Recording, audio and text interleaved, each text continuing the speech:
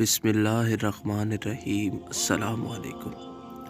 کن دنوں میں جمع کرنے کے نقصان ہوتے ہیں؟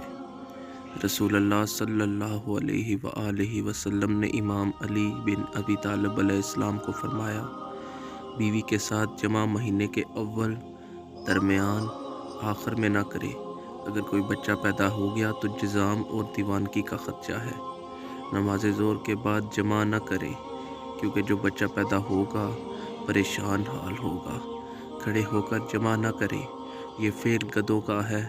اگر بچہ پیدا ہو گیا تو بستر پر پیشاب کرے گا۔ میوہ دار درخت کے نیچے جمع نہ کریں، کیونکہ جو بچہ پیدا ہوگا وہ یا قاتل یا ظالم ہوگا۔ اذان اور اقامت کے درمیان جمع نہ کریں، کیونکہ جو بچہ پیدا ہوگا وہ خون ریزی کرے گا۔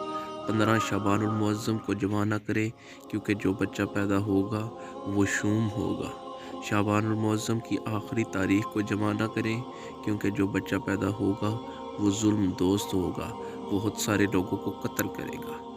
مکان کی چھت پر جمع نہ کریں، کیونکہ جو بچہ پیدا ہوگا وہ منافق، ریاکار، بدعتی ہوگا۔ جب سفر پر جانا ہو تو اسی رات جمع نہ کریں، کیونکہ جو بچہ پیدا ہوگا وہ مال کو غلط استعمال کرے گا۔ حالت حیض و نفاس میں جمع حرام ہے۔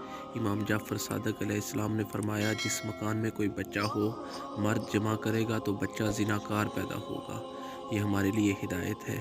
کیوں ہماری اولاد دیندار نہیں ہے؟ کیوں اولاد گناہوں میں مبتلا ہو رہی ہے؟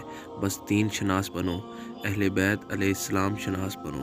کم از کم آداب زندگی کے لیے کتاب تہذیب الاسلام کا مطالعہ لازمی کریں۔ شکریہ۔ ویڈیو اچھی لگے تو اس کو شیئر لازمی کیجیے گا۔ جزاک اللہ۔